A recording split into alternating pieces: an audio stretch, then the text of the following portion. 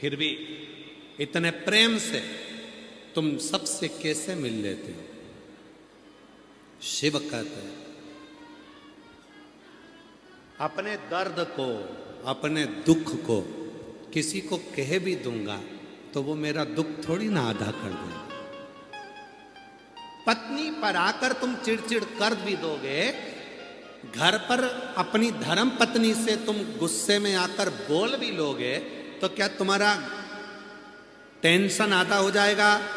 जम के बोलो रे भाई, हो जाएगा क्या? नहीं हो सकता। जब पत्नी को बोलने पर भी तुम्हारा टेंशन आधा नहीं हो सकता, भाई को बोलने पर भी तुम्हारा टेंशन आधा नहीं हो सकता, रिश्तेदारों को बोलने पर भी तुम्हारा टेंशन आधा नहीं हो सकता, तो तुम अपने टेंशन को जगत में क्यों कहो? कितना सुंदर कहा है। हो सके तो अपने अड़ोसी पड़ोसी को भी बोलना ये वाली बात। कौन सी? सोना घर से जाए, आभूषण घर से जाए, चलेगा। कपड़े घर से जाएं, चलेगा। बर्तन घर से जाएं, चलेगा। पर घर की बात घर से जाए, ये कभी नहीं चलेगा।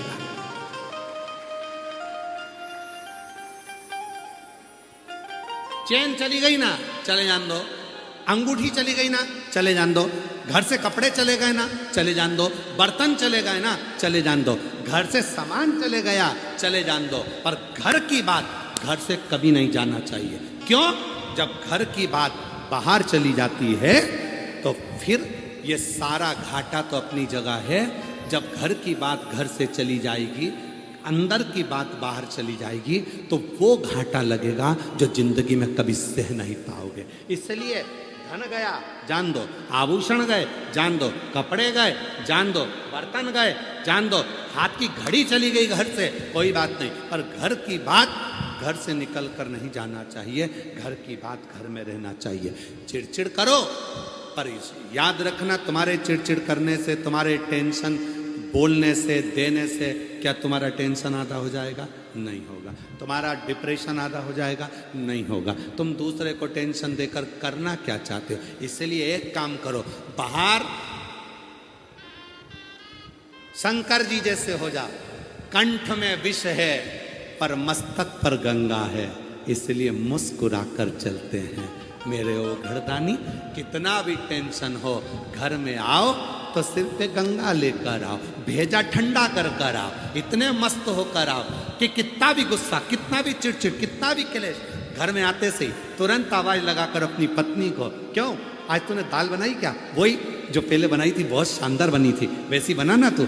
बच्चों के साथ इधर आओ रे, आओ मेरी गोदी में बैठो, इधर आओ, बच्चों के साथ गेम खेलो, थोड़ा एंजॉय करो, हंसी मजाक करो। मालूम पड़े दुकान से आए, ऑफिस से आए और मुसद्दी लाल जैसे बैठ गए। पत्नी चाय लेकर आई तो चिल्ला के ठंडी लेके आ गई, चिड़चिड़ कर रहे हो। जरा सा कुछ बोल दिया, चिड़चिड़ कर रहा। बच्चा खेल रहा था, उसमें चिड़चिड़ कर रहा। माँ ने कुछ बोल दिया, चिड़चिड़ कर रहा। पापा ने कुछ बोल दिया, चिड़चिड़ कर रहा। अरे भाई, घर में आया है ना, बाहर था ना, घर में आए हो ना, चेहरे पर स्माइल रखना। सारी समस्या का हल एक लोटा जल है। उसी तरह घर की सबसे बड़ी समस्या क्रोध का हल भी तुम्हारे चेहरे की मुस्कुराहट है। तुम मुस्कुराहट दोगे तो मुस्कुराहट में, यदि कटोरी में थोड़ा सा शहद रखकर, मधु रखकर, यदि लक्ष्मी जी का स्मरण किया जाए और माता लक्ष्मी जी का स्मरण कर कर एक लाल पुष्प उस कटोरी के सम्मुख में माता लक्ष्मी का नाम लेकर रखा जाए और बाद में वही शहद, वही मधु और वही पुष्प सोमवार का दिन और शुक्रवार के दिन लक्ष्मी का पूजन कर कर, स्मरण कर कर, दूसरे दिन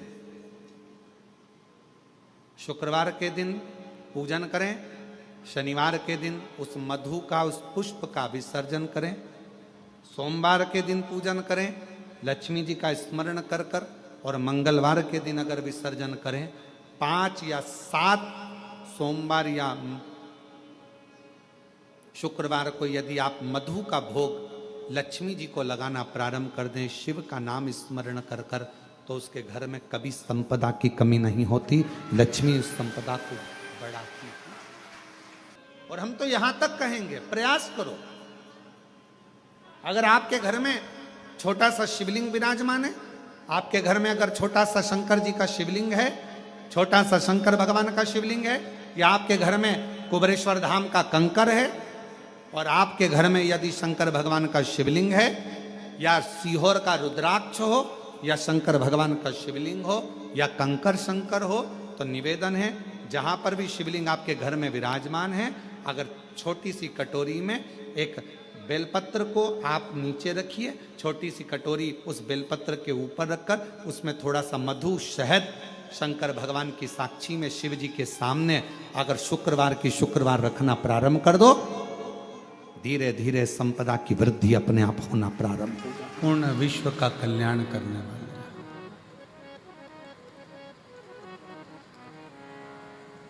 बस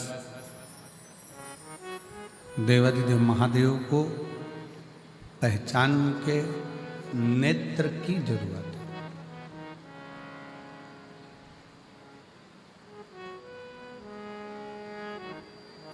एक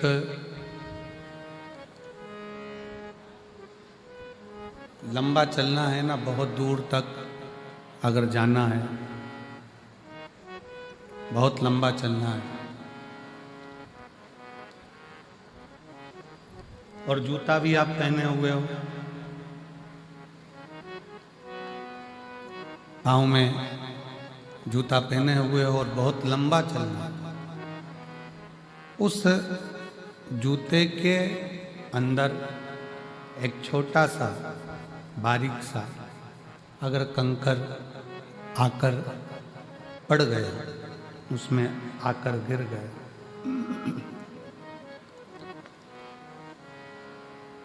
उस जूते के अंदर अगर एक छोटा सा भी कंकर आकर पड़ जाता है, गिर जाता है, रह जाता है, तो आप बहुत दूर तक नहीं जा सकते। कितना भी प्रयास करें,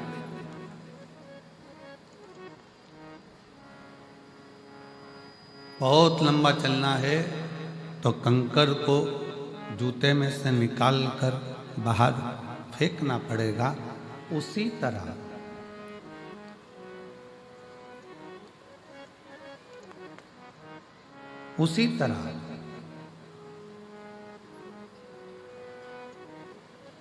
जूते में से अगर कंकर निकाल कर नहीं फेंका तो बहुत लंबा चल नहीं पाओगे। जिंदगी भी ऐसी ही है, मन में से अगर अहंकार निकाल कर नहीं फेंका तो मंजिल तक नहीं पहुंच पाओगे।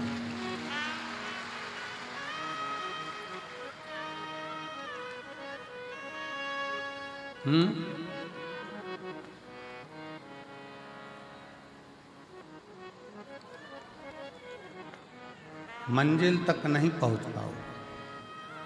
जूते में से कंकर का निकालना जरूरी है और मन से अहंकार का निकालना जरूरी है। शिव जी ने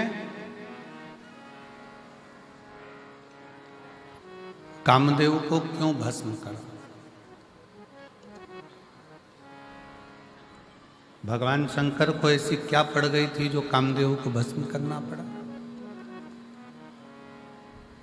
मेरे शंकर भगवान कामदेव को भस्म नहीं करते, पर कामदेव के अंदर अहंकार इतना आ गया था कि भगवान शंकर को कामदेव को भस्म करना ही पड़ा।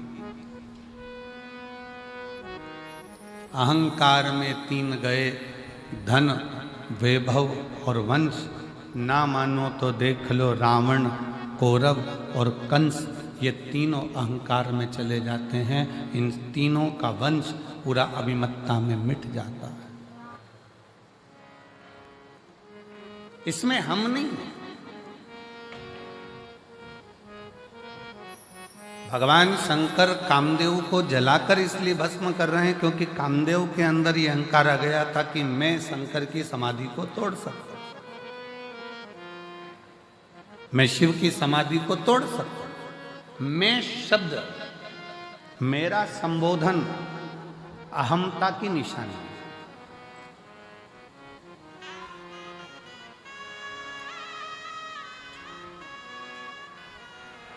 जिस दिन आपके अंदर, कल कथा में कहा था कि जिस दिन आपके अंदर ये आ जाएगा कि मैं दुकान कर रहा हूँ, मैं मकान कर रहा हूँ, मैं गाड़ी चला रहा हूँ, मैं घर चला रहा हूँ, मैं परिवार चला रहा हूँ, मैं रिश्ते निभा रहा हूँ, समझ लेना कि उस दिन अब तुम्हारा थोड़ा थोड़ा डाउन होना चालू होगा।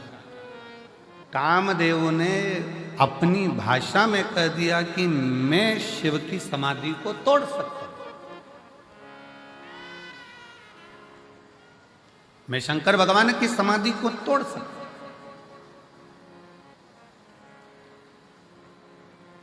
मेरी जीजियों, मेरे जीजाओं, मेरी बेटियों, बेटाओं, मेरी माताओं, मेरे भाई, मेरी बहनों, एक बात बहुत सावधानी से सुनना। नवरात्रे आते हैं, नवरात्रे आते हैं। नवरात्रे में आप माता रानी के व्रत कर लेते हो, जोत जला लेते हो, माता रानी का व्रत करते, उपवास करते, जागरण करते, जोत जलाते, पूजन करते, निवेदन करते, और अभी फिर माता रानी को याद करोगे, फिर व्रत रखोगे। आप कितने भी व्रत करो, आप कितनी भी जोत जलाओ, आप कितना भी जागरण करो, पर 4 लोगों के सामने जाकर ये कभी मत कहना कि मेरे जैसा व्रत कोई नहीं कर सकता, मेरे जैसा जागरण कोई नहीं कर सकता, और मेरी जैसी जोत कोई नहीं जला सकता। ये अभी मत कहो। आपके मुख से तो शब्द निकलना चाहिए, आपके मुंह से तो, आपके मुख से तो वाणी निकलना चाहिए कि वो माँ अम्बा, जगदम्बा, दुर्गा भवानी, माँ वैष्णव रानी, माँ जगत जननी, माँ नैना, माँ मनसा, माँ कांगड़ा, माँ चिंतपूर्णी, माँ ज्वाला, उसकी जैसी इच्छा होती है वैसा व्रत करा लेती है, और उसकी जैसी इच्छा होती है वैसा जागरण करा लेती है, और उसकी जैसी इच्छा होती है वैसी जोत जला लेती है। हमारी सामर्थ्यता नहीं है।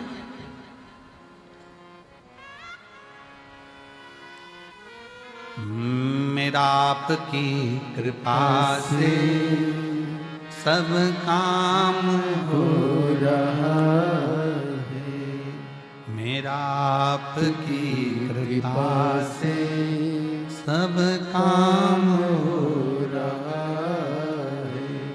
करते हो भोले बाबा मेरा नाम हो रहा है, करते हो भोले बाबा मेरा नाम हो रहा है। प्रभु आपकी कृपा से सब काम हो रहा है, भोले आपकी कृपा से सब काम हो रहा है। हमारा अहम हमें त्याग दिया, हमारी अभिमतता हमें त्याग दिया, हमारे भीतर का अहंकार हमें त्याग दिया।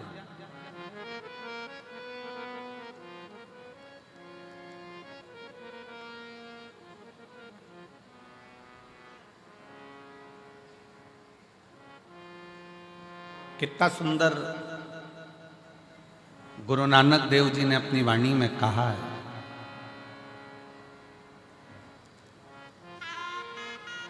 कि जब संगत आवे, जिस समय पर दरवाजे पर कोई संत, कोई साधु, कोई सन्यासी, कोई तपस्वी, कोई साधक, कोई उपासक, कोई भक्त, कोई दीन, कोई दुखी तुम्हारे दरवाजे पर आवे, गुरु नानक देव जी अपनी वाणी में कहते हैं कि उस रब की सेवा से बड़ी सेवा होती है किसी गरीब को, भूखे को भोजन कराने की सेवा।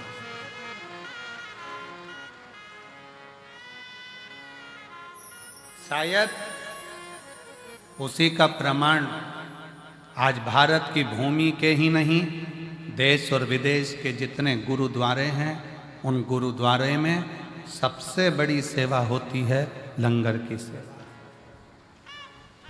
सबसे बड़ी सेवा है लंगर की सेवा। इसलिए शायद भारत की भूमि के ही नहीं, देश और विदेश के सारे गुरुद्वारों में जब लंगर चखने के लिए लोग जाते हैं, लंगर सेवा में लोग जाते हैं, तब ये मानकर सेवा करते हैं कि हम किसी दूसरे की सेवा नहीं कर रहे, हम हमारे रब की सेवा कर रहे हैं, हम हमारे शिव की सेवा कर रहे हैं, हम हमारे भगवान की सेवा कर रहे हैं, कोई दूसरे की नहीं। और मेरी जीजियों, मेरे जीजाओं, मेरी बेटियों, बेटाओं, मेरी माताओं, मेरे भाई, आप इस कथा के पंडाल में जो हजारों लाखों की संख्या में आप लोग पहुंचे हो, अगर यहाँ पर भी आप अगर सेवा कर रहे हो तो ये मत सोचना कि मैं सेवा कर रहा हूँ या मैं सेवा कर रहा हूँ। ये तो मेरे बाबा ने कृपा करी, उनकी करुणा हुई, और उनकी करुणा हुई तो मैं कथा के पंडाल तक पहुंची, और उनकी करुणा हुई तो मैंने किसी प्यासे को पानी पिलाया, भूखे को भोजन कराया। भागवत जी किस किस ने सुनी है? हाथ उठाओ जरा। सबने सुनी है? रखो हाथ नीचे। भागवत सुनी होगी तो उसमें एक प्रसंग आता है, भगवान सुदामा और भगवान कृष्ण।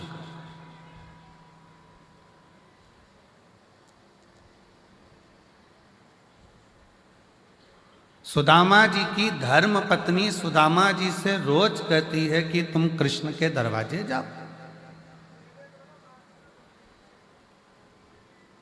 तुम भगवान कृष्ण के द्वार पहुंचो। बार बार कहती है, प्रतिदिन रोज हर बार कहती है कि कृष्ण के दरवाजे जाओ। पर सुदामा जी भगवान कृष्ण के दरवाजे जाते हैं क्या रोज? रोज कहती है सुशीला, सुदामा जी की धर्म पत्नी रोज कहती है, तो भी सुदामा जी भगवान कृष्ण के दरवाजे नहीं जाते। जाते फिर कहा, बहुत दुख का जीवन चल रहा था सुदामा जी का, बहुत तकलीफ की जिंदगी चल रही थी, बार बार कहा गया, पर सुदामा जी भगवान कृष्ण के दरवाजे नहीं जाते। फिर एक दिन सुशीला ने, सुदामा जी की पत्नी ने कहा कि तुम रुको, मैं पड़ोसी के घर से कुछ लेकर आती हूं। पड़ोसी के घर से तंदूल मांग कर लाई, पल्लू में बांध कर सुदामा जी को दिया। सुदामा जी ने वो तंदूल, वो चावल अपनी बाजू में दबाया और दबाकर लेकर चले गए। ध्यान देना, सुदामा जी के पल्लू में पुण्यमय तंदूल आया तो सुदामा द्वारकाधीश के पास पहुंचे। शिव महापुराण की कथा कहती है, जब हमारी जिंदगी में कोई पुण्य हमारे पल्ले में आता है तब जाकर हम शिव महापुराण की कथा तक पहुंच पाते।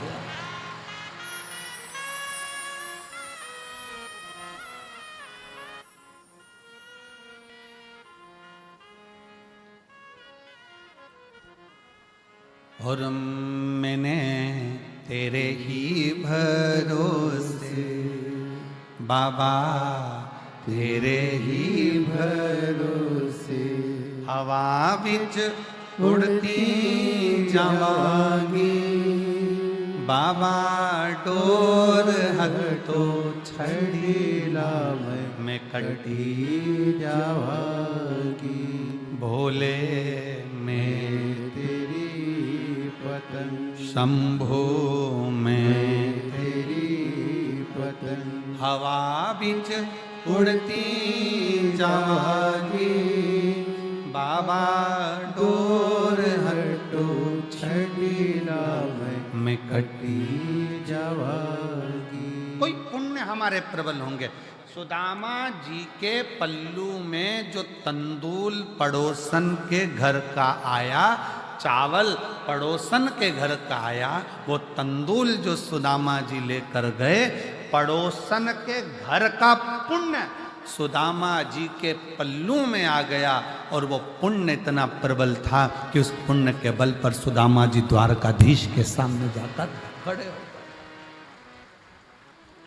हमको इधर पंजाब का तो नहीं मालूम, पर हमारे मध्य प्रदेश में एक रीति चलती है कि दिवाली के समय पर होली के समय पर, बैसाखी के समय पर, लोहड़ी के समय पर हमारे उधर ऐसी रीत चलती है कि हमारे घर से मिठाई दूसरे के घर जाती है और दूसरे के घर से मिठाई हमारे घर आती है। अब हमें पंजाब का तो नहीं मालूम, पर हमारे उधर तो ये रीत चलती है। इधर भी चलती है क्या? इधर भी है? अच्छा, फिर तो तुम हमारे जैसे ही और हम तुम्हारे जैसे, ठीक है। मतलब हमारे उधर ऐसी रीत है कि त्यौहार पर, बैसाखी हो, लोहड़ी हो, दीपावली हो, होली हो, उस समय पर संक्रांति हो, मकर संक्रांति, उस समय पर लड्डू जाता है, मिठाई जाती है। और मिठाई पड़ोसी के घर जाती है, रिश्तेदार के यहाँ जाती है, फिर वहाँ से भी हमारे यहाँ आती है।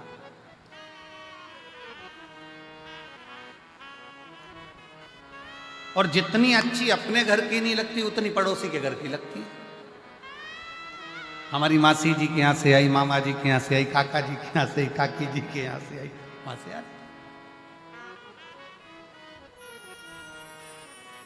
अच्छा, ऐसा प्रसंग नहीं है कि पड़ोसी के घर की ही मिठाई ठीक लगे, अपने घर भी अच्छी बनती, पर ऐसा लगता है कि वहां से आई।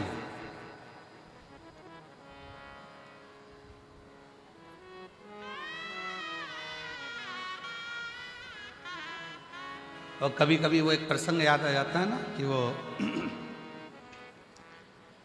एक लड़के के पिताजी मर गए। लड़के की माँ ने कहा, बेटा चल हरिद्वार में चल के पिंडदान करना। चल। माँ और लड़का दोनों हरिद्वार पहुंच गए। घाट पे पंडित जी ने पिंडदान करवाया।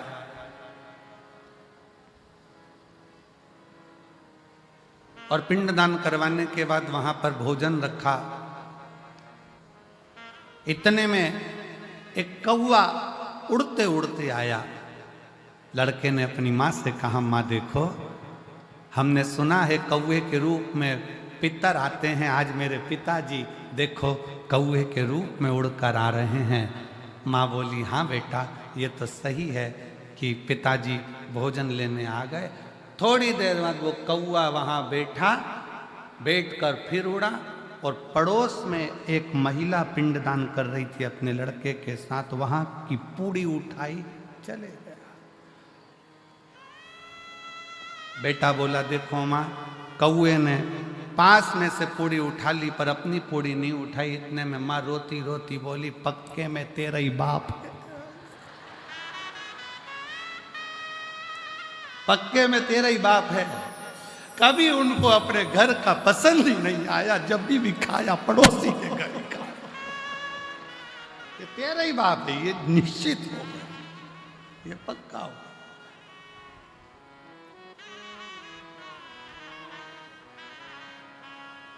अब हमारे उधर की एक रीत है कि भाई मिठाई यहां से आई, वहां से दी, वहां से आई, वहां से दी, आया। क्यों, किस लिए? हम भारतीयों में ऐसा रिवाज क्यों है कि त्यौहार पर, फंक्शन में, उत्सव में अपने घर की मिठाई दूसरे के घर, दूसरे के घर की मिठाई अपने घर, ऐसा हमारे भारतीयों में ऐसा प्रसंग क्यों आता है? उसका कारण केवल एक सुदामा जी के चरित्र से है। सुदामा जी की पत्नी रोज कहती रही कि जाओ द्वारकाधीश के दरवाजे जाओ, द्वारकाधीश के दरवाजे जाओ, द्वारकाधीश के दरवाजे।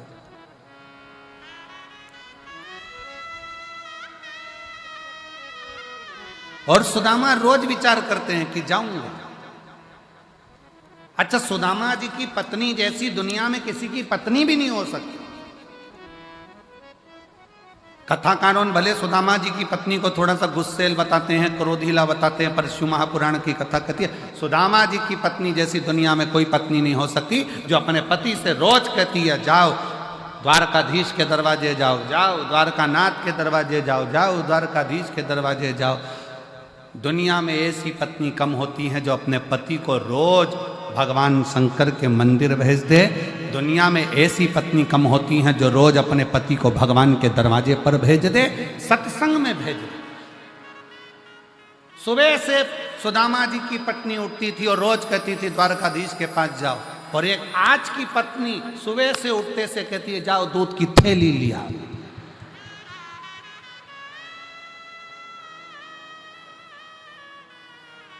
और ऊपर से भी फोन करती करती कह रही है ब्रेड का पैकेट भी लिया ना।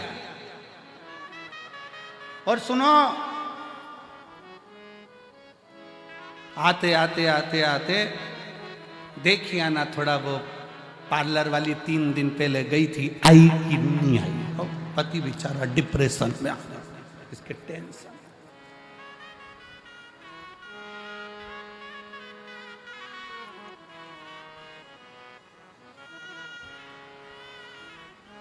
सुदामा जी की पत्नी रोज कहती है, पर सुदामा जाते नहीं है। शिव महापुराण की कथा कहती है, जब तक पल्ले में पुण्य एकाग्रित नहीं होगा तब तक भगवान के दरवाजे, सत्संग में गुरु के दरवाजे तब तक आप नहीं पहुंच सकते जब तक आपके पल्लू में पुण्य ना हो। इसलिए हमारे भारतीयों में रीत है, पड़ोसी के घर से मिठाई आती है, हम पड़ोसी के घर मिठाई देते हैं कि हो सकता है हमने जितना भजन करा हो, हमने जितना पुण्य करा हो, उससे 4 गुना ज़्यादा भजन पुण्य किसी पड़ोसी ने करा होगा तो उसका पुण्य हमारे खाते में आएगा और हम भी पार उतर जाएंगे। इसलिए उसकी रीत हमारे यहाँ आजमाई।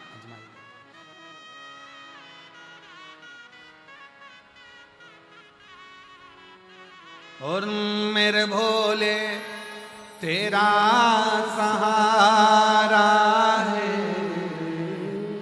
मेरे भोले तेरा सहारा है, मेरी नैया का तू किनारा है, मेरी नैया का तू किनारा है।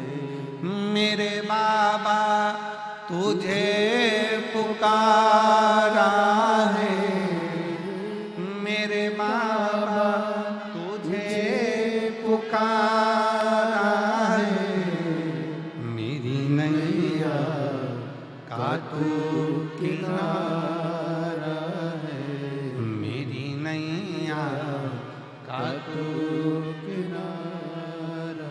हमारे पल्लू में अगर पुण्य है तो हम सत्संग में गए हैं, हमारे पल्लू में अगर पुण्य है तो हम गुरुद्वारे गए हैं, हमारे पल्लू में अगर पुण्य है तो हम शिव के द्वारे गए हैं, हमारे पल्लू में अगर पुण्य है तो हम माता रानी का दर्शन करने गए हैं, हमारे पल्लू में अगर पुण्य है तो हम भगवान का भजन कर रहे हैं। अगर पुण्य नहीं है तो हम भजन भी नहीं कर सकते।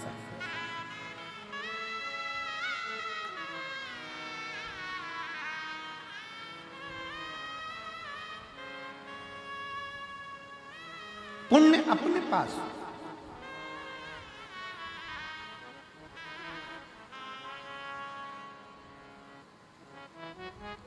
अब पुण्य कैसे कमाओगे? शिव महापुराण की कथा कहती है, हमने पहले भी कथा में कहा, ये कौन सा हाथ है? सीधा हाथ। ये कौन सा हाथ है? जम के बोलो, उल्टा हाथ। पुण्य का काम कैसे करते हो? जम के बोलो जरा, सीधे हाथ। एक दिन इस उल्टे हाथ को बड़ा बुरा लगा कि जो भी कुछ करे तो ये ही करे, हवन करे तो ये, दान करे तो ये, पुण्य करे तो ये, सत्कर्म करे तो ये, अपन तो बेकार में पैदा हुआ। इस उल्टे हाथ को थोड़ा सा बुरा लगा। एक बहू अगर सब काम करे तो दूसरी बहू को तो बुरा लगता ही कि बताओ, सास एक ही एक को पूछ रही है, सास एक ही एक को काम बता रही है, हम तो बुरे, हमारा क्या काम। इस हाथ को बड़ा बुरा लगा कि मैं काहे के लिए पैदा हुआ, क्या काम का मैं, जब सीधा ही सीधा हाथ सब काम करे, हवन करे, पूजन करे, अर्चना करे, दान करे, भोजन करे, सब कुछ करे, सीधे हाथ से ही करे, ये उल्टा तो किसी काम का नहीं है।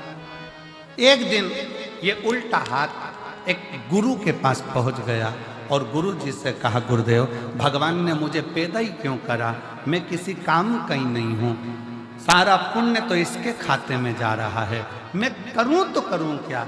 इतने में गुरु ने कहा, चिंता मत कर, तेरा नाम उल्टा हाथ है, मतलब तू किसी काम का नहीं है, फिर भी अगर तू एक काम कर, जो सीधा हाथ काम करे ना, तो तू इसको टच कर लिया कर। टच करेगा तो वो पुण्य के साथ तुझे भी थोड़ा थोड़ा पुण्य मिलना प्रारंभ हो जाएगा और तेरा कृतार्थ, तेरा कल्याण हो जाए।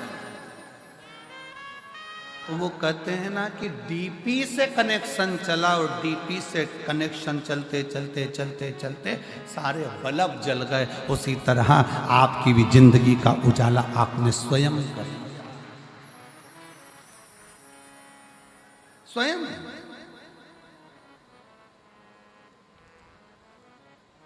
भगवान शंकर की अविरल भक्ति, भगवान शिव की अविरल भक्ति का फल आपको प्राप्त, शिव तत्व आपको प्राप्त। और शंभु शरणे मांगू घड़ी रे दुख काटो दया करीने दर्शन आपो। अगर हम बहुत बड़ा आयोजन नहीं कर सकते, हम बहुत बड़ा कार्य नहीं कर सकते, हम बहुत बड़ा उत्सव नहीं कर सकते, तो जो बड़ा उत्सव, बड़ा कार्य अपने नगर में, अपने शहर में कोई सत्कर्म हो रहा हो, कोई सेवा का काम हो रहा हो, तो अपन नहीं कर सकते तो कम से कम जाकर खड़े होकर इस शरीर के द्वारा थोड़ा सा भी स्पर्श कर लेंगे तो उससे भी अपन पार उतर सकते हैं, पार लग सकते हैं।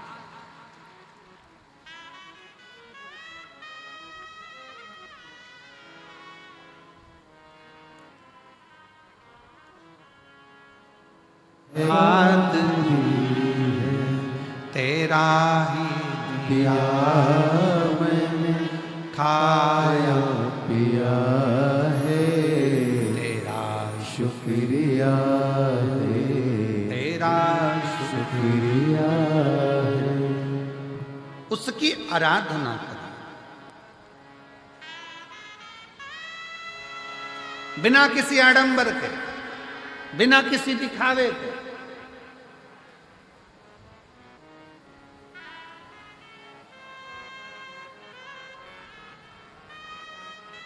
केवल एक विश्वास, एक भरोसा,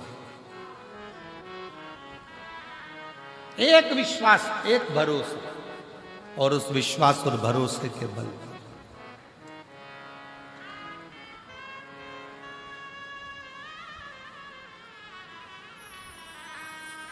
शिव महापुराण की कथा कहती है,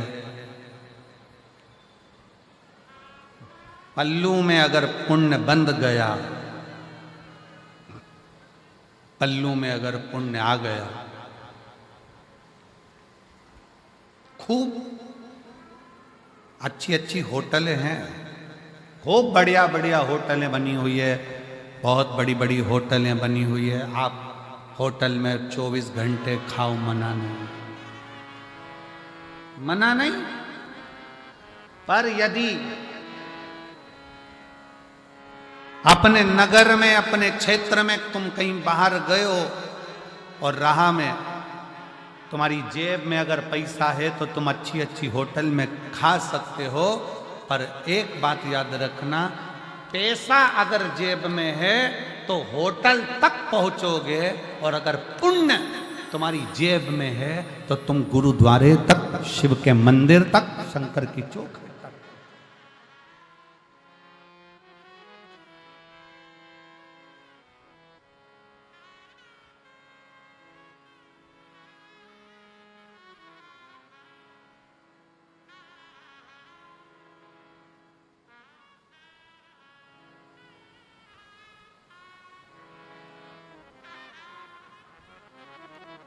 जेब में है तो पहुंच। एक बार की बातें, लगभग 15 साल हो गए होंगे, 15 साल से भी लगभग ज़्यादा हो गए होंगे, 15-16 साल के करीब में हो गए होंगे। हम बद्रीनाथ जा रहे थे, बद्रीनाथ जाते जाते बीच में रास्ता में थोड़ा सा पहाड़ पर्वत धंस गया हो और निकलने का रास्ता बंद हो गया।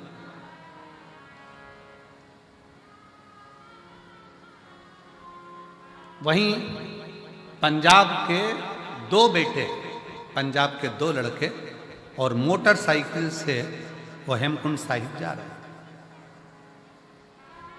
और पंजाब के वो दोनों बेटे जो हेमकुंड साहिब जा रहे थे, उन्होंने देखा कि यहाँ रास्ता बंद पड़ा हुआ है और सब लोग परेशान हैं, बच्चे भी परेशान हैं। वो दोनों लड़के गाड़ी को खड़ा करे, मोटरसाइकिल को साइड में, बुलेट को, और वो दोनों लड़कों ने तुरंत पत्थर उठा कर उस रास्ते को क्लीन करा, रास्ता साफ करा। जब रास्ता साफ हो गया तब हम नीचे उतरकर उन दोनों बेटों के पास में गए और हमने उन दोनों बच्चों से कहा, हमने कहा कि भाई तुम्हारी मोटरसाइकिल पर, बुलेट पर तो इतने सारे कपड़े भी नहीं है, इतना सारा सामान भी नहीं है, फिर आप इतने ठंड में ऊपर जा रहे हो हेमकुंड साहिब के लिए, तो कैसे जाओगे? तो कहा महाराज जी वहां सारी व्यवस्था है, सब व्यवस्था। फिर हमने उन बच्चों से कहा, हमने कहा कि बेटा एक बात तो पक्की है कि तुम्हारी जेब में नोट की गड्डी हो चाहे ना हो, पर तुम्हारे दिल में पुण्य की गड्डी बहुत बड़ी पड़ी है, इसलिए बाबा बुला रहा। जब पुण्य प्रबल होता है तब जाकर कोई सतमार्ग तक पहुंचता है, पुण्य प्रबल होता है तब कोई अच्छा काम कर पाता है, पुण्य प्रबल होता है तब कोई भूखे को भोजन करा पाता है, पुण्य प्रबल होता है तब किसी के घर में अतिथि मेहमान आते हैं, पुण्य प्रबल होता है तब किसी के दरवाजे पर कोई भूखा पहुंचता है। और अगर पाप प्रबल होते हैं तो दुनिया के लोग दूर हटते चले जाते हैं, केवल दारू कुट्टे पास में आते चले जाते हैं। केवल नशा, चाहे वो मदिरा का हो, जुए का हो, व्यसन का हो, स्त्री का हो, किसी भी तरह का नशेला व्यक्ति तुम्हारे से जुड़ते चले जा रहा है और भगवान दूर हटते चले जा रहे हैं। पहले मन करता था जाकर अरदास करने पहुंच जाते थे, पहले मन करता था तो मंदिर तक पहुंच जाते थे, पहले मन करता था गुरुद्वारे तक पहुंच जाते थे, पहले मन करता था तीर्थ तक पहुंच जाते थे। अब भगवान ने धन भी दे दिया, गाड़ी भी दे दी, ड्राइवर भी दे दिया, सत्ता भी दे दी, वैभव भी दे दिया, और भगवान के दरवाजे तक पहुंच नहीं पा रहे हो। समझ लेना कि धन तो बढ़ गया पर पुण्य खत्म होता चले गया, इसलिए परमात्मा दूर हटता चला गया। आप जितने बैठे हो अपने दिल पर हाथ रखकर बताना, पहले परिस्थिति डाउन थी, थोड़ा परिस्थिति बेकार थी, तब तीर्थ भी बहुत जाते थे, लोग तुम्हारे यहाँ आते भी बहुत थे, मिलने वाले भी बहुत आते थे, रिश्तेदार भी बहुत आते थे, कोई अच्छा काम होता था तो वो सब तुम्हारे यहाँ हो जाता था, पूजन, सत्यनारायण कथा, हवन, यज्ञ, क्यारी, माता की चौकी, जोत आदि आदि सब हो जाता था, वाणी जी हो जाती थी, जो कुछ करना चाहते थे वो सब तुम्हारे घर पर होता था। अब जैसे जैसे घर बड़ा हुआ, महल बड़ा हुआ, गाड़ियां बढ़ी, मोहल्ले में सब कुछ तुम्हारी अटारी हवेली सब बन गई, और धीरे धीरे अब पुण्य का काम कम होता चला जा रहा है। समझ लेना कि हमारा पुण्य समाप्त हो गया, इसलिए हमसे भगवान की पूजन पाठ आराधना संगत भी दूर होती चली जा रही। क्यों हो रही है? वो नजदीक आना चाहिए।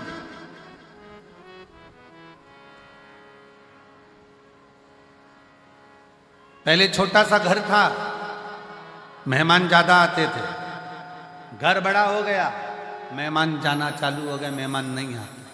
कारण क्या है? घर तो बड़ा हो गया पर दिल बड़ा करना भूल गए, मन बड़ा करना भूल।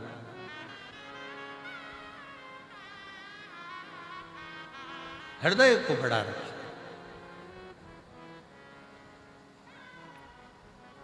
मन को बड़ा रखिए, दिल को बड़ा रखिए। और जब हृदय बड़ा हो, एक पत्र है देखिए बड़ा सुंदर,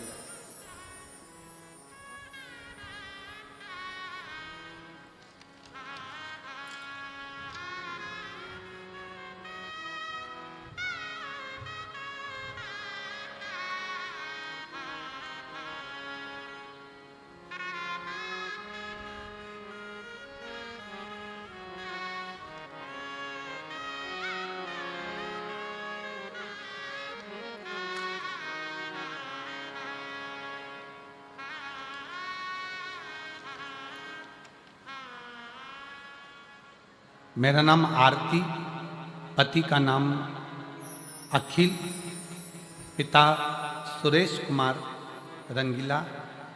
मोबाइल नंबर ये है, निवासी नूरपुरा ढाणी, तहसील सादुल शहर, जिला गंगानगर, राजस्थान से आई हैं। कहीं बैठी हैं? आ जाओ बच्चे को। गुरुजी, एक लोटे जल का मैं क्या वर्णन करूं। मेरी पहली शादी को 7 साल हो गए थे, संतान नहीं थी, तो मेरे बच्चे नहीं हुए। इस कारण मुझे आड़ा टेढ़ा कह कहकर मेरे पति ने और मेरे ससुराल वालों ने मेरा तलाक करा दिया। क्यों? क्योंकि डॉक्टर के हिसाब से मुझे कह दिया गया कि मैं मां नहीं बन सकता, संतान नहीं हो सकती। गुरुदेव, मेरा तलाक हो गया। फिर बाबा से प्रार्थना करी, मेरी दूसरी शादी हो गई। दूसरी शादी होने के बाद गुरुजी फिर 6 महीना, 8 महीना, 1 साल, 1.5 साल, 2 साल निकलते गए, पर संतान का सुख नहीं। आखिरी में वापिस जो मेरा दूसरा विवाह हुआ, तो पति को कई लोग कहने लगे कि छोड़ दे इसको। इसके पहले पति ने भी इसको इसलिए छोड़ा क्योंकि इसको औलाद नहीं हुई, तू भी छोड़ दे। तब डॉक्टरों को दिखाया, डॉक्टरों ने तो मना करा, पर आखिरी में उसी हॉस्पिटल में एक दरवाजे पर एक प्यून खड़ा था। उस प्यून के कहने पर मैंने शंकर को मंदिर में जाना प्रारंभ करा, 1 लोटा जल चढ़ाना प्रारंभ करा, और आस्था चैनल पर जो कथा आ रही थी उस कथा को सुनना प्रारंभ करा। फिर मैं 2024 में भटिंडा पंजाब की कथा सुनने के लिए आ गई। बाबा को झोली पसार कर पंडाल में से कहकर गई, बाबा कहीं मेरा दूसरा तलाक भी ना हो जाए, मुझे औलाद देने की जवाबदारी तेरी है। तब बाबा की कृपा से 5 महीना भी पूर्ण नहीं हुआ और शिव की कृपा से मेरा गर्भ ठहर गया और बाबा की कृपा से मुझे संतान की प्राप्ति हुई। मैं बाबा को यहाँ प्रणाम करने के लिए आई हूँ। गुरुदेव, 4 दिसंबर को मेरे घर में संतान की प्राप्ति हुई है। मैं शिव को नमन करने, शिव। एक लाइन अच्छी लिखी है, बाबा ना जाने कितनी बेटियों का भाग्य इस शिव महापुराण ने लिख दिया, नहीं तो कई बेटियां तो रोती ही रह गई।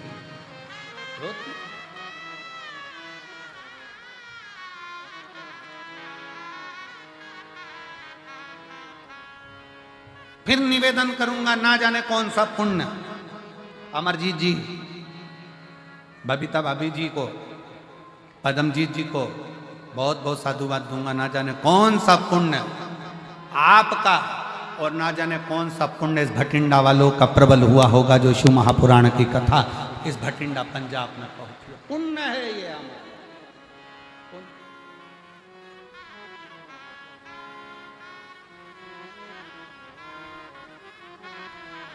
उस पुण्य की प्रबल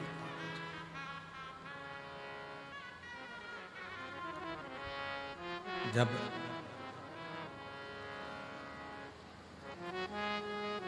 भीतर का हम परमात्मा और हमारे बीच में आएगा, तो वो अहम हमें परमात्मा से दूर करता जाएगा। अहम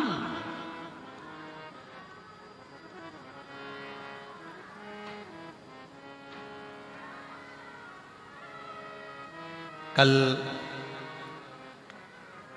परिवार में से खबर आई कि एक मांगलिक कार्य है और उस मांगलिक कार्य को 11 तारीख का वो मांगलिक कार्य है, तो उसमें आना जरूरी है।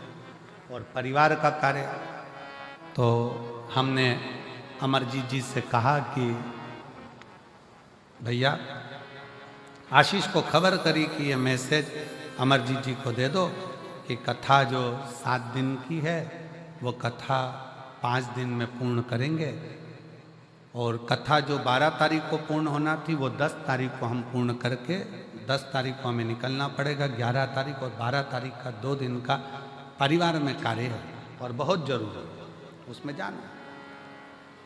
अब वो खबर पद्म बेटा को मिली और पद्म बेटा पद्मजीत जी मेहता आशीष के पास आए कि आशीष भैया बात करना है। कहा क्या? कहे गुरु जी से बोलो ना कि 7 दिन की पूरी कथा करें। गुरु जी 5 दिन की कर रहे हैं।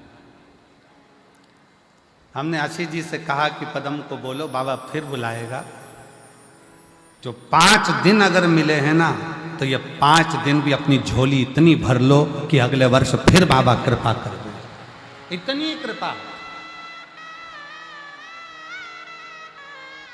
ये 5 दिन भी अगर मिले हैं तो जीवन के वो लक्ष्य बनाकर, वो आनंद बनाकर सुनो। और मेरा फिर भटिंडा वासियों से निवेदन है, आज कथा का दूसरा दिन हो गया, 3 दिन की कथा और है आपके पास में। ऐसा झोली पसार कर सुनना कि मेरे बाबा अगली बार हमें इतना देना कि हम भी शिव महापुराण की कथा इस भटिंडा शहर में करा सकते। ऐसी कृपा। श्रवण करो दिल से। पुण्य प्रबल होता है तब कहीं भगवान शंकर की कथा, कहीं गुरु की वाणी, कहीं संत की वाणी अपने जीवन में आती है, अपने जीवन। इसलिए निवेदन है, भटिंडा में जो लोग कथा श्रवण करने आ रहे हैं पंजाब में, वो ध्यान रखेंगे कि कथा 6 तारीख से चालू हुई है, वो 10 तारीख को विराम होगी। और आखिरी दिन की जो कथा है वो समय आप लोगों को तो हमेशा मालूम ही है। कौन सा समय रहता है? सुबह 8 बजे से 11 बजे तक समय रहता है। 11 बजे कथा विराम होकर मेरा बाबा आपकी झोलियां भरकर यहां से विदा लेकर चले जाते। पुण्य के ये 5 दिन है, सुनो, धारण करो और अपने जीवन में उतारो।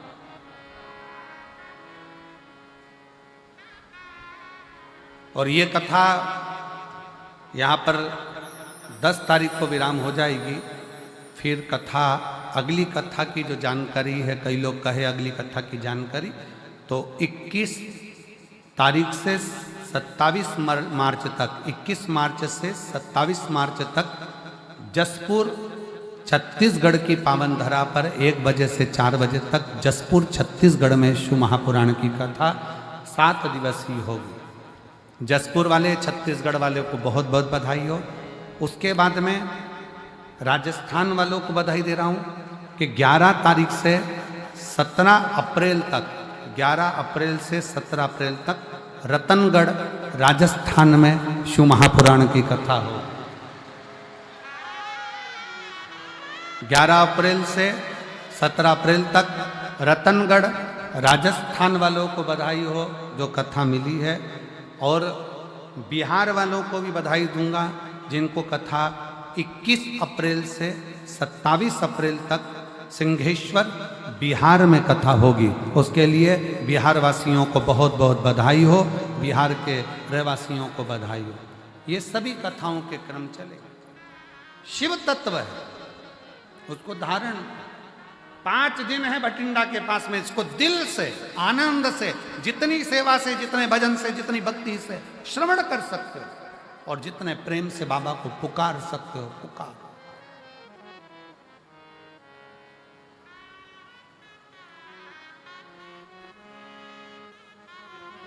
शिव कथा कर रही है, भगवान शंकर का चरित्र कर रहा है, शिव महापुराण की कथा कर रही है। भगवान शिव का चरित्र कथा है। कामदेव के भीतर अहंकार, कामदेव के भीतर अभिमत्ता, कामदेव के भीतर अहम समाहित हो गया। अभिमान कामदेव के भीतर, अहम।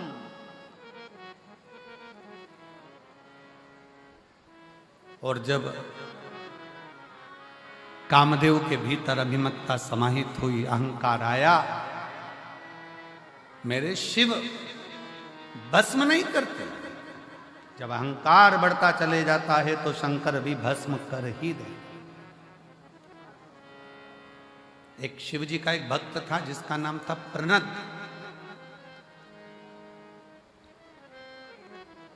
क्या नाम था? प्रनद। शिव जी का परम भगत था। क्या करता था वो कि कभी भी जिंदगी में उसने अन्न को ग्रहण नहीं किया, अन्न खाता ही नहीं, पानी पीता, पेड़ों की पत्तियां तोड़कर भगवान का श्रृंगार करता और उसी पत्ती का सेवन करता।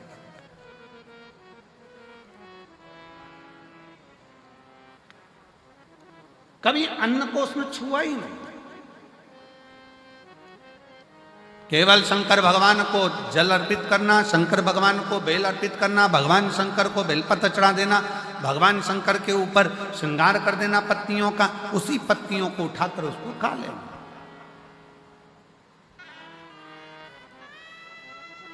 समय निकलता गया। एक दिन प्रनद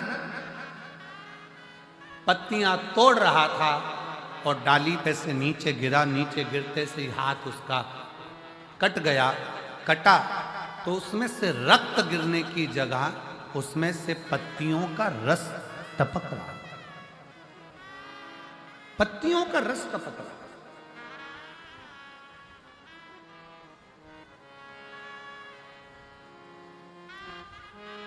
और जब पत्तियों का रस टपकते उस प्रनद ने देखा तो बड़ा खुश हुआ और खुश होकर आज चिल्ला चिल्ला कर कहने लगा कि मैंने अन्न को छोड़ा था, केवल पत्तियों का सेवन करा था, इसलिए मेरे शरीर में अब रक्त बचा ही नहीं। अब मेरे शरीर में केवल केवल पत्तियों का रस है, उसके सिवाय कुछ नहीं।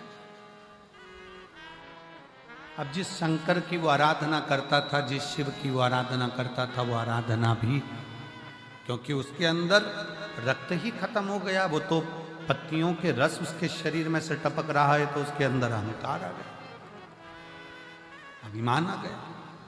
अभी आपको कथा में कहा था कि माता रानी की चौकी लगाओ, व्रत करो, आराधना करो, तुम कुछ भी करो, तुम्हारी साधना करो, शंकर के मंदिर जाओ, एक लोटा जल चढ़ाओ, चाहे गुरुद्वारे में जाकर सेवा कर रहे हो, चाहे तुम कोई भी सेवा कर रहे हो, चाहे लंगर की सेवा कर रहे हो, चाहे भंडारा कर रहे हो, पानी पिला रहे हो, झाड़ू लगा रहे हो, पोछा लगा रहे हो, पर तुम अपनी सेवा का गुणगान किसी से मत करो।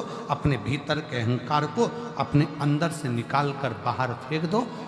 जब अहंकार अपने अंदर से निकल कर बाहर जाएगा तो निश्चित है कि परमात्मा को मिलने में देरी नहीं लग पाएगी।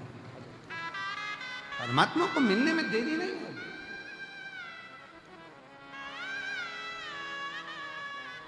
परमात्मा फिर मिलता जरूर है।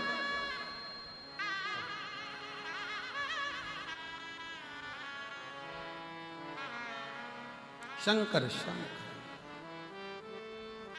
वो देने में देरी नहीं करता। विश्वास प्रबल रखिए, भरोसा प्रबल रखिए, और सबसे मूल है आपका विश्वास।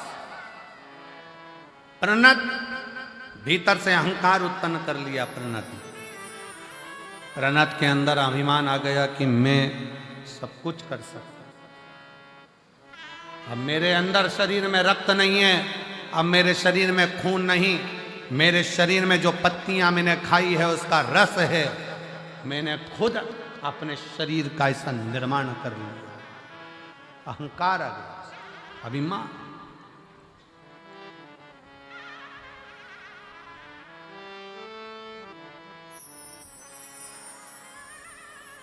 और फिर निवेदन है कि मत बुरे कर्म कर बंदे, वरना पछताएगा।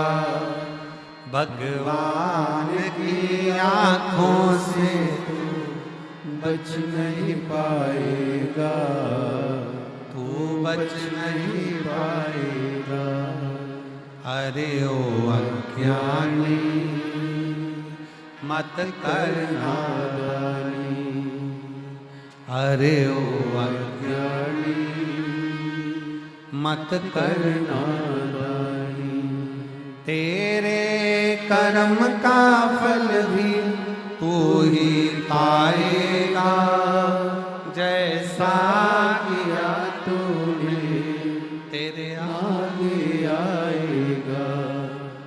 मत बुरे कर्म कर बंदे वरना पछताएगा। भगवान की आंखों से तू बच नहीं पाएगा, ओ बच नहीं पाएगा। अरे ओ अज्ञानी मत करना दानी। प्रणत को भी अहंकार है।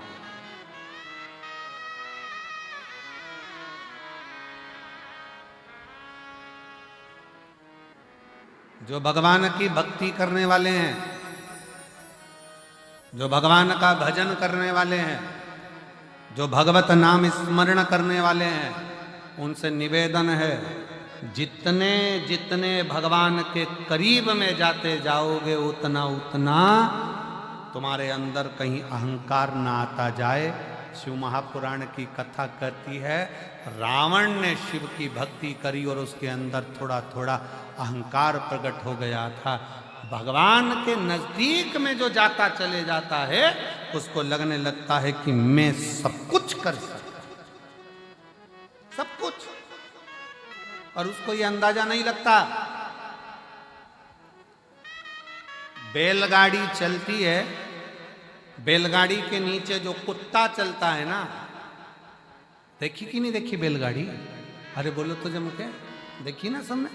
बैलगाड़ी के नीचे जो कुत्ता चलता है, तो कुत्ता ये सोचता है कि बैलगाड़ी मैं चला रहा, पर कुत्ते को कौन समझाए कि बैलगाड़ी तू नहीं चला रहा, बैलगाड़ी बैल चला रहा।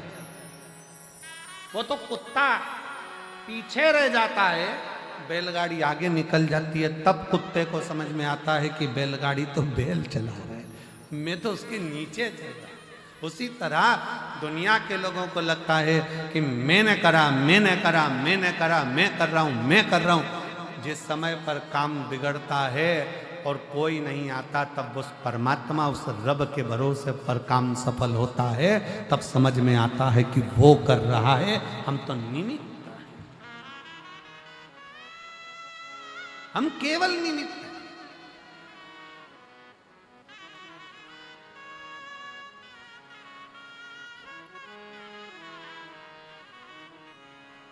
ओ पालनहारे निर्गुण हो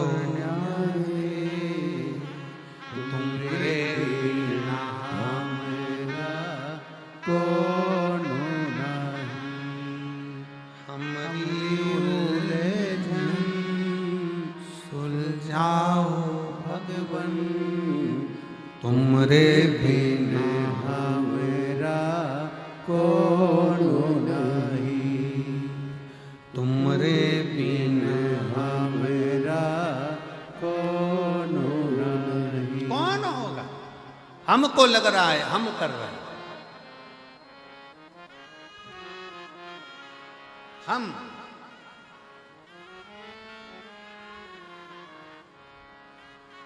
एक दिन एक सेठ जी ने कहा अपने परिवार वालों को देखकर, मेरे परिवार के लोग मुझे कितना प्यार करते हैं।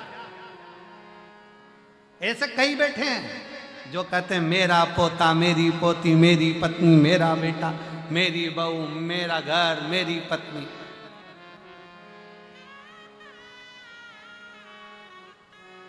अगर मैं मर गया, मेरे पीछे पूरा परिवार मर जाएगा। जैसे ही सेठ जी कह रहे थे, इतने में उनके गुरु जी आ गए। अब गुरु तो गुरु है, और गुरु जी ने आकर तुरंत उसी समय पर, गुरुदेव ने आकर उसी पल, उसी घड़ी, उसी क्षण आकर कहा, सेठ जी क्या बात है? सेठ जी कह रहे हैं, गुरु जी मेरी पत्नी मुझे बहुत प्रेम करती है, मेरा परिवार मुझे बहुत प्रेम करता है, मेरे पोता पोती, मेरे बच्चे बहुत प्रेम करते हैं, अगर मैं मर गया तो मेरा परिवार पहले मर जाएगा। इतने में गुरु जी बोले, एक सीरियल का थोड़ा सा नाटक, थोड़ा सा टॉपिक हमको भी दिखा दो। एक बार मेरा मन है थोड़ी देर के लिए से चक्कर खा के नीचे गिर जाओ, हमें देखना है तुम्हारे मरने पर तुम्हारी पत्नी मरती कि नहीं मरती, तुम्हारे बच्चे मरते कि नहीं मरते। सेठ जी बोले, पागल हो गए गुरु जी, ऐसा कोई मरता है क्या? गुरु जी ने कहा, बस मेरा निवेदन है तुम मरो, मुझे देखना है केवल। और अगर मैं लुढ़क कर नीचे गिरा और मेरे परिवार को कुछ हो गया तो गुरुजी बोले उसकी गारंटी मेरी, तुम मरो तो सही। अब इतने में सेठ जी बोले ऐसे कोई मरता है? गुरुजी बोले बस तुम तो ऐसे चक्कर खा के नीचे गिर जाओ, मैं डॉक्टर को बुलवाऊंगा, उसको कह दूंगा डॉक्टर साहब तुम तो कह दो मर गया, और डॉक्टर को भी बाजू में रखूंगा, तुम चिंता मत करो, बस तुम तो देखना कि तुम्हारी पत्नी और बच्चे मर गए मेरे पत्नी बच्चे मेरे चक्कर में, तो वो मैं सब कर लूंगा, तुमको मरो। सेठ जी ने चक्कर खा के नीचे गिर गए, डॉक्टर को बुलाया, डॉक्टर साहब ने कहा सेठ जी के प्राण चले गए हैं, सेठ जी के प्राण छूट गए, वो मर गए। पत्नी धाड़ कर रोई,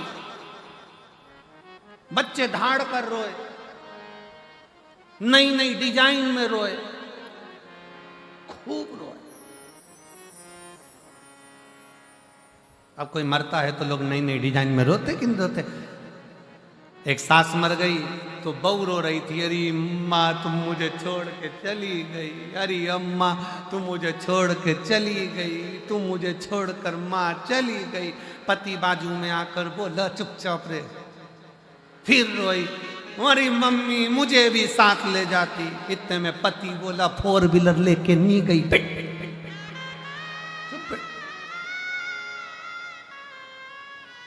खूब रो।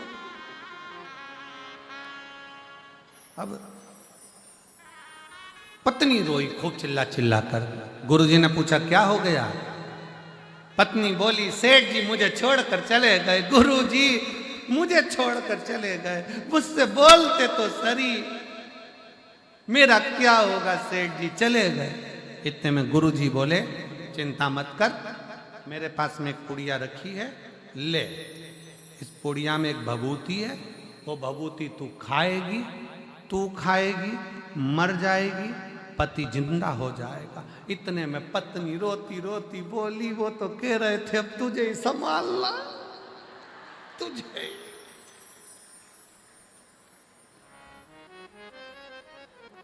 पति सो रहा था, उसने थोड़ी सी आंख जैसी खोली,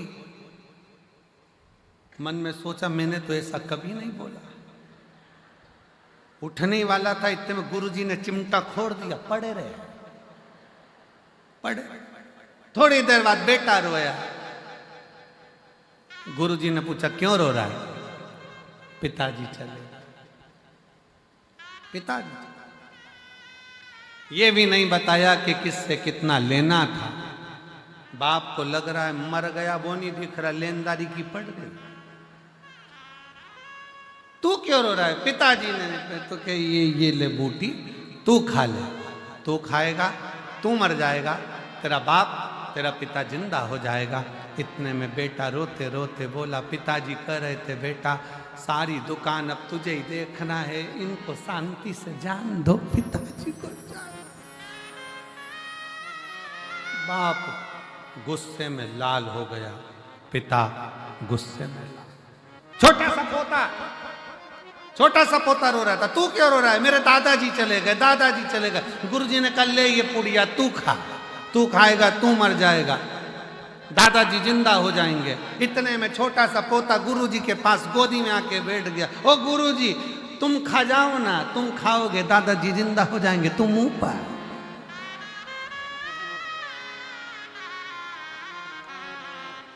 कौन है? वावारी दुनिया मतलब की दुनिया में किसी का कोई नहीं। कौन किसका? व्यर्थ, व्यर्थ। इसीलिए निवेदन है महाराज, मेरे बाबा के दरबार में सबका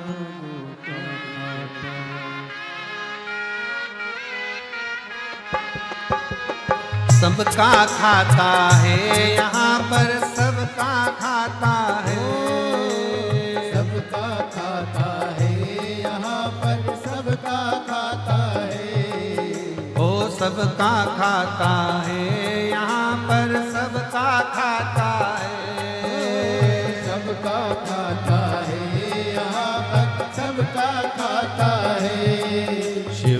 लहरी के दरबार में सबका खाता है। शिव लहरी के दरबार में सबका खाता है।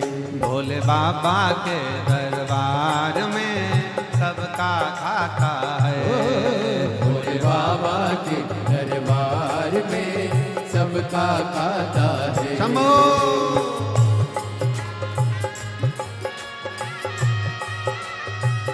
ये रात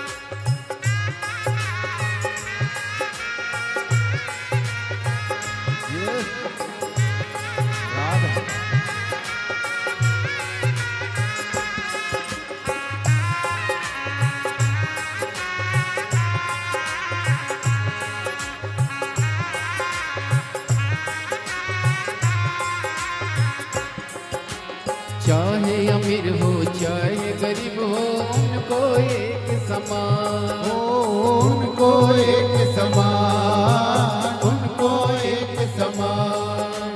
चाहे अमीर हो चाहे गरीब हो उनको एक समान, उनको एक समान, उनको एक समान। सबकी बिगड़ी ओही बनाए सबकी बिगड़ी वही बनाए हम सबके भगवान।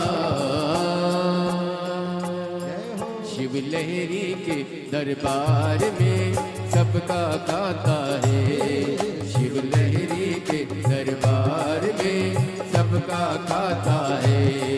मेरे बाबा के दरबार में सबका खाता है। मेरे बाबा के दरबार में सबका खाता है। वो सबका खाता है यहाँ पर सबका खाता है। सबका खाता है यहाँ पर सबका खाता है। वो सबका खाता है यहाँ पर सबका खाता है। सबका खाता है यहाँ पर सबका खाता है। मेरे बाबा के दरबार में सबका खाता है। मेरे बाबा के दरबार में सबका खाता है।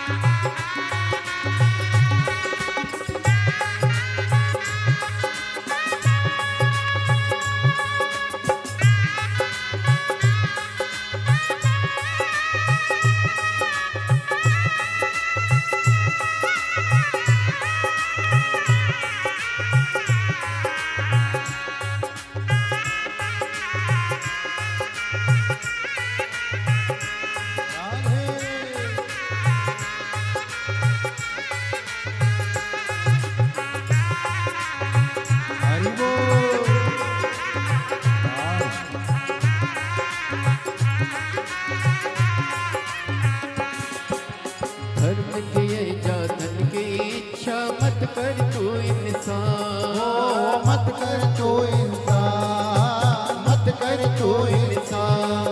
बस धर्म किए जा धन की इच्छा मत कर तू इंसान, मत कर तू इंसान, मत कर तू इंसान।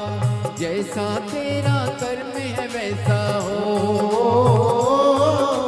जैसा तेरा कर्म है वैसा फल देता भगवान। मेरे बाबा के दरबार में सबका खाता है, मेरे बाबा के दरबार में सबका खाता है।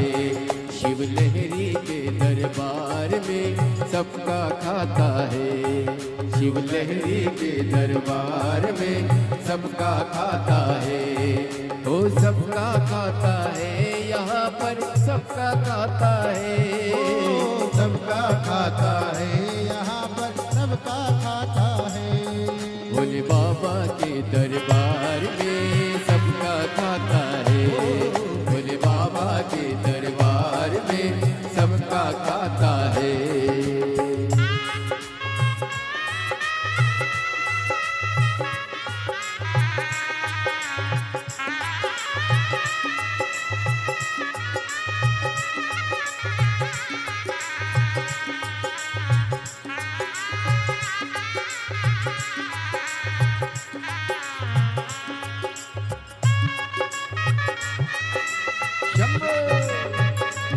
राधे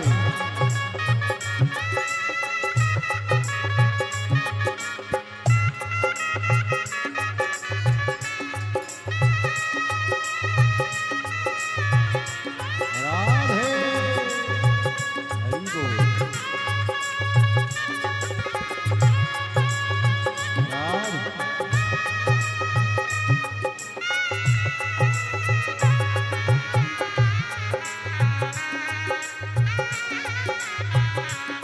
हरि बोल। जय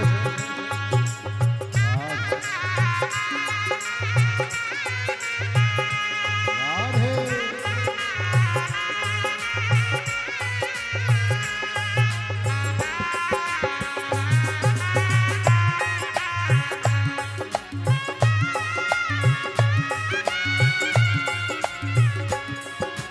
देख समझ ले मानो तू है 2 दिन का मेहमान, 2 दिन का मेहमान, 2 दिन का मेहमान। वो देख समझ ले मानो तू है 2 दिन का मेहमान, 2 दिन का मेहमान, 2 दिन का मेहमान। कितने आकर चले गए हैं ओ, कितने आकर चले गए कोई जाने को तैयार।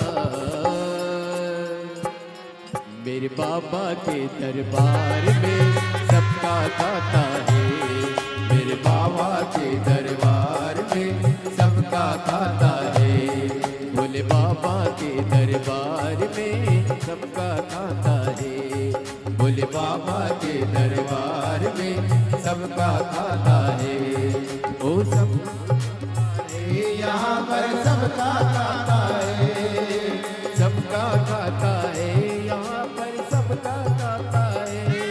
ओ सबका खाता है यहाँ पर सबका खाता है, सबका खाता है यहाँ पर सबका खाता है।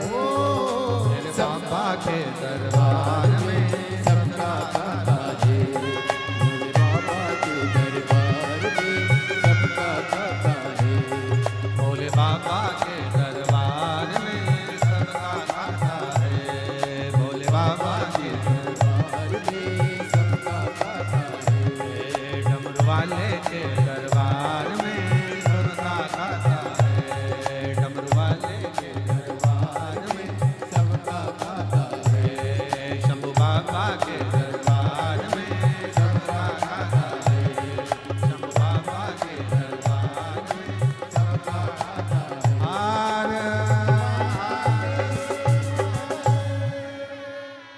अपने स्थान पर बैठकर भगवान शिव से अपने मन का भाव अवश्य कहें, दिल से प्रार्थना करें, निवेदन करें, परिसर बना,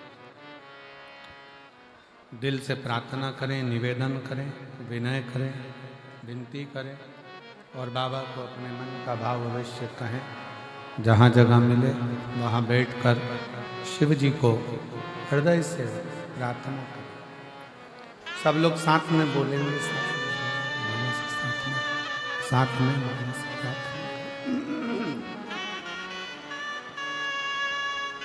हृदय से बाबा को विनय करें, निवेदन करें, प्रार्थना करें।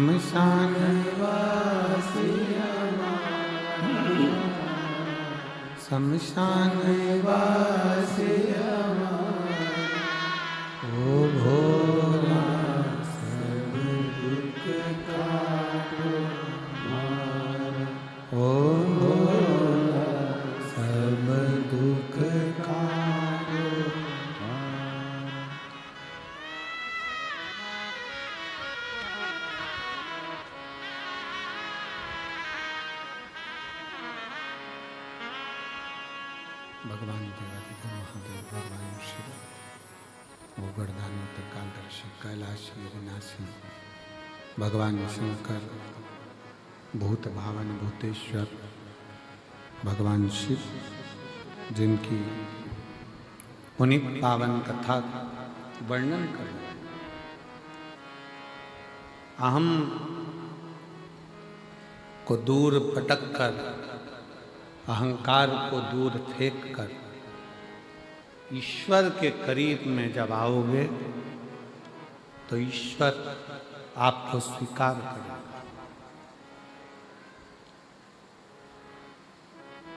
ईश्वर आपको स्वीकार करेगा। अहंकार रखकर ना सत्ता सुख देती है, अहंकार रखकर ना परिवार सुख देता है, अहंकार रखकर ना ज्ञान सुख देता है, अहंकार रखकर ना कुटुंब सुख देता है। जिस दिन अभिमान को छोड़कर परमात्मा की शरणागति में हृदय लेकर जाओगे, दिल लेकर जाओगे, परमात्मा उसको स्वीकार कर लेता है। भगवान स्वीकार कर लेता है।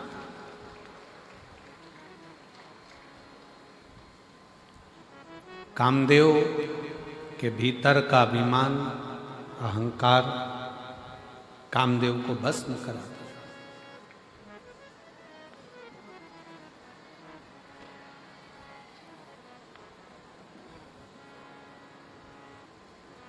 जिसमें कामदेव तो भगवान शंकर का साड़ू भाई है। शिवजी सती के पति हैं, कामदेव रति के पति।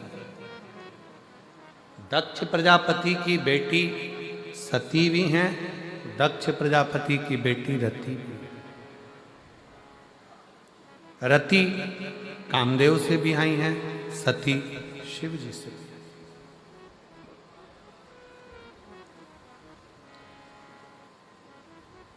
पर अहंकार, अभिमान, अहमता ये बर्बाद कर देते, बर्बाद। जिस समय आपके मुख से मैं मेरा मेरा मेरा निकलना प्रारंभ हो जाए, समझ लेना कि व्यर्थ। गुरु नानक देव जी महाराज जी का एक चरित्र बड़ा सुंदर आता है। बाल्य अवस्था थी गुरु नानक देव जी की, और किराने की दुकान पर, एक किराने की दुकान पर बाबा जी बैठे हुए।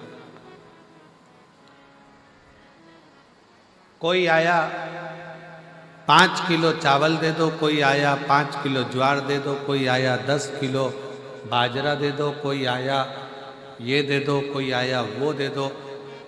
गुरु नानक देव जी की बाल्य अवस्था थी, छोटी सी अवस्था में नानक देव जी बैठे थे। तभी एक ग्राहक आया और आकर बोला, 13 किलो मुझे बाजरा दे दो। बस नानक देव जी की बुद्धि में वो 13 ऐसी चित्तवृत्ति में आया कि अब जो सामान लेने आता है, नमक लेने आया तो 13 किलो, चावल लेने आया तो 13 किलो, बाजरा लेने आया तो 13 किलो, आटा लेने आया तो 13 किलो, दाल लेने आया तो 13 किलो। अब तो केवल 13 सेठ जी को मालूम पड़ा कि ये नानका तो बड़ा गजब का काम करे है कि सबको 13 किलो दे रहा है। कोई 2 किलो ले तो 13 किलो, और 50 किलो ले तो 13 किलो। नानक जी के पास आकर सेठ जी ने पूछा, ए नानका ये क्या कर रहे हो, सबको 13 दिए जा रहे हो। नानक जी ने कह दिया, इस संसार में कुछ भी मेरा नहीं, हे परमात्मा सब तेरा है, इसलिए 13 के भाव में सब।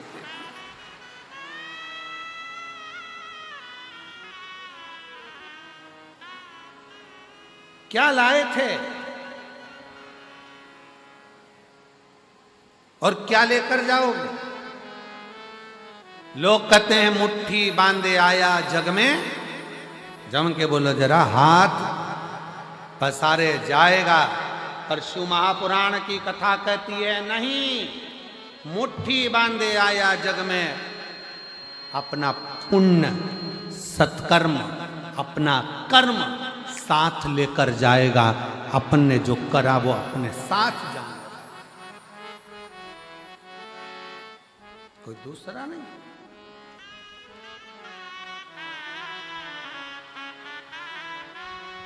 अपना कर्म साथ जाएगा। अपन जैसा कर्म करेंगे वो हमारे साथ में जाना, कोई छूटना नहीं।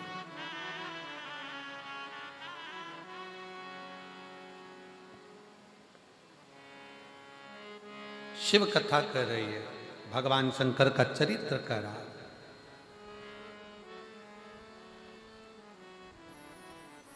सती मैया के पति हैं शिव, रति मैया के पति हैं कामदेव। थोड़ा सा अभिमान काम के भीतर जागृत हो जाता है और वह अभिमान कामदेव का नष्ट कर दिया जाता है, भस्म कर दिया जाता है। शिव जी समाधि में लीन हो जाते हैं। भगवान शंकर समाधि में लीन हुए और सती मैया को थोड़े समय के बाद भगवान शंकर का जो आनंद भाव आप सब क्या थे कि सती मैया जलकर भस्म हो जाती हैं, फिर वो क्रम माता सती का पार्वती के रूप में। शिव कथा कर रही है। ब्रह्मा जी के मन में भी एक बार अभिमान प्रकट हो गया। ब्रह्मा जी के सम्मुख में आ गया था कि यह सृष्टि की रचना करने वाला मैं हूं, कोई दूसरा रचना कर ही नहीं सकता।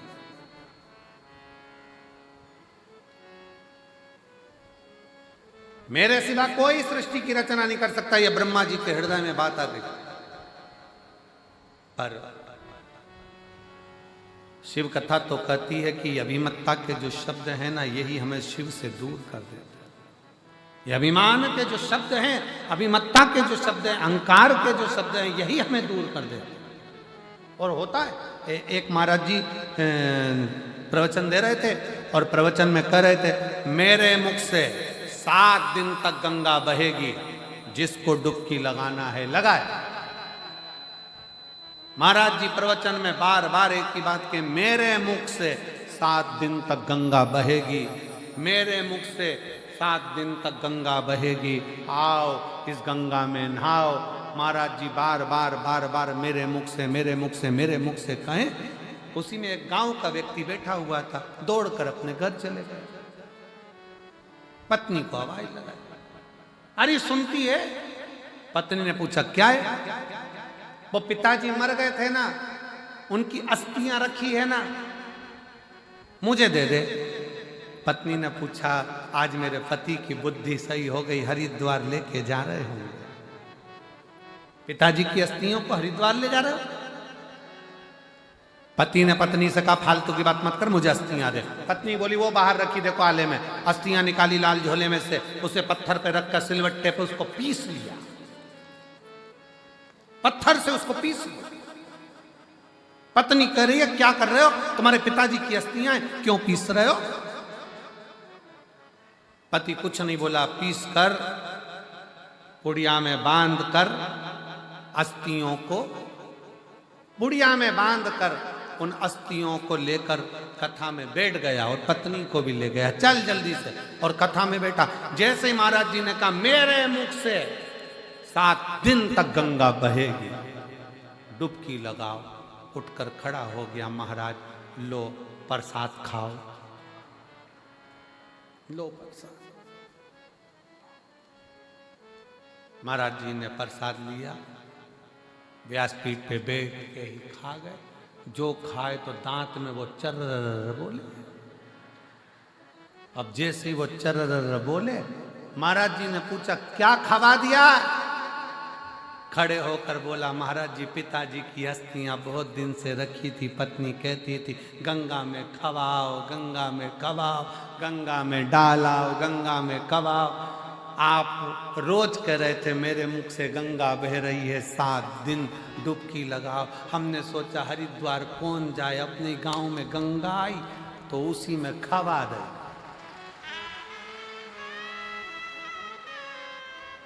कौन जाए वहां हरिद्वार? महाराज जी ने उसके बाद कभी मुख से नहीं कहा कि मेरे मुंह से गंगा बह रही है, मेरे मुख से। मैं का जो संबोधन है, ये मेरा और मैं का जो संबोधन है, यही अभिमत्ता का संबोधन, यही। और शिव को यह प्रिय नहीं। प्रनद ने यह अभिमान का शब्द बोल दिया कि मैं रक्त विहीन हूं, मेरे शरीर में रक्त नहीं है। प्रणत कहता है कि मेरे शरीर में मैंने जो तप करा, मैंने जो साधना करी, मेरे शरीर में वो पत्तियों का रस भरा गया, मेरे शरीर में रक्त नहीं। ठीक है, रक्त नहीं, नहीं। प्रणद की, शंकर भगवान की अविरल भक्ति को छोड़कर प्रणद जब अभिमान में डूब गया तो स्वयं भगवान शंकर एक बूढ़े का रूप रखकर आ गए। और बूढ़े का रूप रखकर आकर कहा, रे प्रणद, मैंने सुना है कि तेरे शरीर में रक्त नहीं है। शरीर तूने अपने बल पर तैयार कर लिया। चल एक काम करते हैं प्रणद, तेरी भी उंगली को जलाकर भस्म बनाकर दिखा दे और मेरी भी उंगली को मैं जलाकर भस्म बनाकर दिखा। शिव बूढ़े का रूप रखकर आए। प्रहलाद ने कहा, इतनी सी बात? मैं शंकर का भक्त हूं, मैं शिव का भक्त हूं। प्रनद ने अपनी उंगली को जलाया तो उसमें से भस्म नहीं निकली, पर शंकर ने बिना जलाए ही उंगली को केवल अग्नि में तपाया और उंगली में से भस्म निकलना प्रारंभ हो गई। बस प्रनद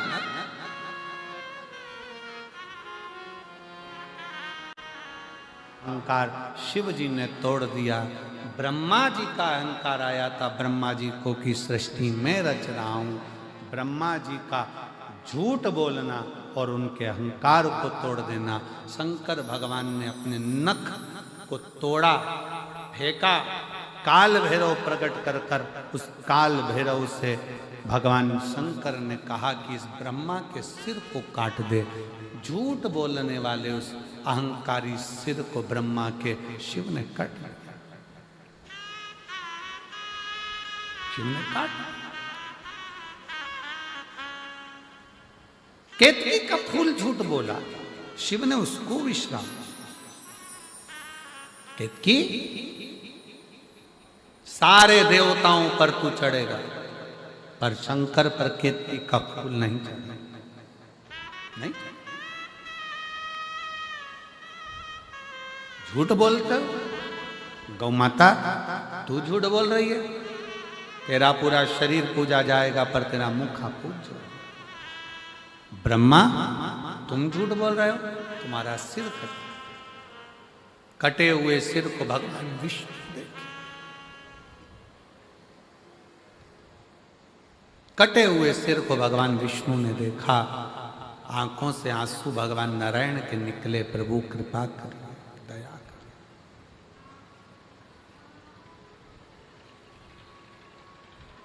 आप कृपा करो, आप दया करो, आप करुणा करो। ये ब्रह्मा जी का सिर है, इसको जोड़ दीजिए।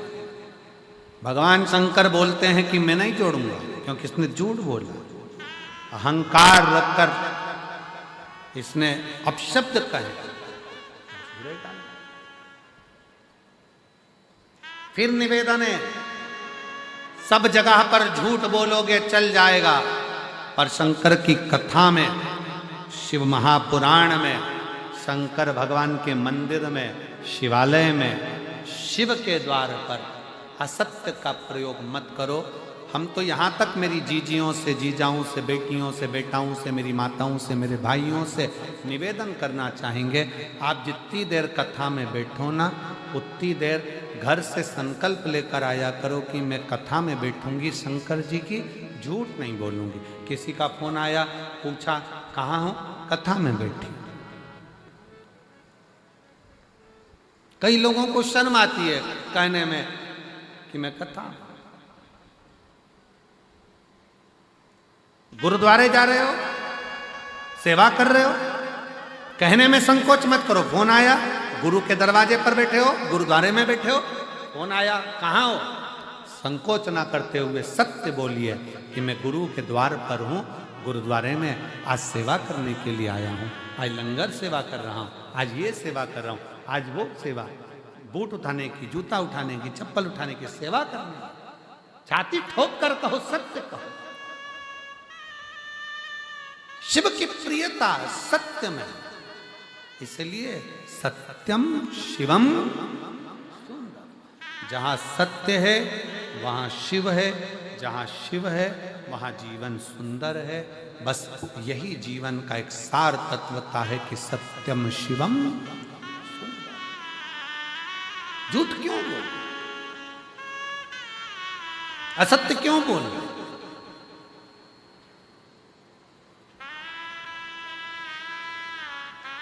ये जितना जितना पहले 1G था, जीबी, वो 1G था, फिर 2G आया, फिर 3G आया, फिर बोलो तो जम के 4G आया, अब 5G आ गया, अगली तैयारी हो रही है 6G, फिर 7G, फिर 8G, ये जितने नेटवर्क जितना पावर से बढ़ रहा है उतना ही मनुष्य आलसी होता चले जा रहा है। पहले लोग नंबर याद रखते थे कि इसका नंबर मेरे बेटे का नंबर 9 ऐसा ऐसा ऐसा। आज के ज़माने में पत्नी तक का नंबर नहीं मालूम पति को कि इसके मोबाइल का नंबर क्या है। नंबर याददाश्त कमजोर होती चली जाती, कमजोर। 3 माताएं आपस में बात कर रही थी, सहेलियां। तीनों ने कहा, हम एक बोली मेरा पति बहुत भुलक्कड़ हो गया, दूसरी बोली मेरा भी पति सब भूल जाता, तीसरी बोली मेरा भी भूल गया। तीसरी ने पूछा क्यों री तेरा पति क्या करता? तो कहा कल कथा सुनने गया था चप्पल भूल आया। दूसरी बोली तेरा तो फिर भी ठीक है, मेरा पति तो प्रसाद का दोना, खुद का इतना सारा प्रसाद मिला था वो सब छोड़ आया और दूसरे का प्रसाद उठा के लिया है, तब भूल गए, प्रसाद तक को भूल गए। तीसरी बोली तुम दोनों के पति तो फिर भी ठीक है, कल मैं बाजार में से मंडी में से सब्जी खरीद रही थी, इधर से मैं सब्जी खरीद रही थी, टमाटर, वो मेरे बाजू में खड़ा होकर खरीद रहा था भिंडी, और मेरे पास में आकर बोलता है बहन जी मैंने आपको कहीं देखा है। अब बताओ तुम्हें क्या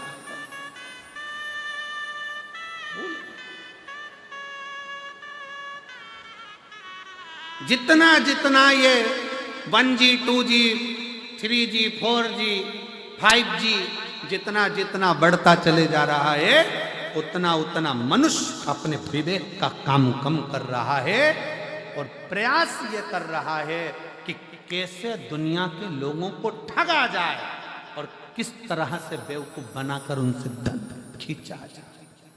मेहनत से कमाने के लिए आगे नहीं बढ़ रहा।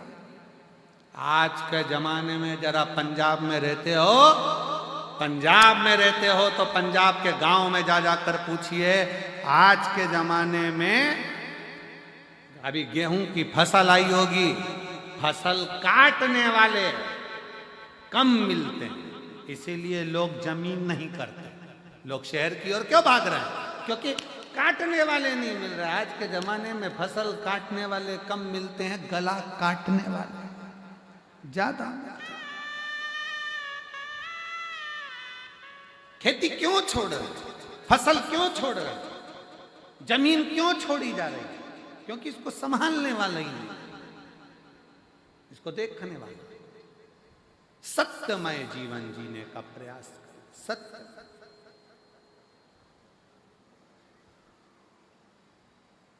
और जब सत्यमय जीवन होगा तब जीवन का सारा आनंद अपने जीवन को सुखमय बना सकते। सत्यम शिवम सुंदर। थोड़ा सा सत्य बोलो, थोड़ा सा सत्य, पर बोल नहीं सकते। प्रतिदिन घर में तुम्हें झूठ बोलना ही पड़ता है। पत्नी रोज श्रृंगार करके आती है, सिर पे पल्लू लेकर, डायरेक्ट पूछती है कैसी लग रही है। अब अच्छी नहीं भी लगे तो भी कहना पड़ता बहुत अच्छी लग रही है। कई बार पति पूछ लेता है पत्नी से,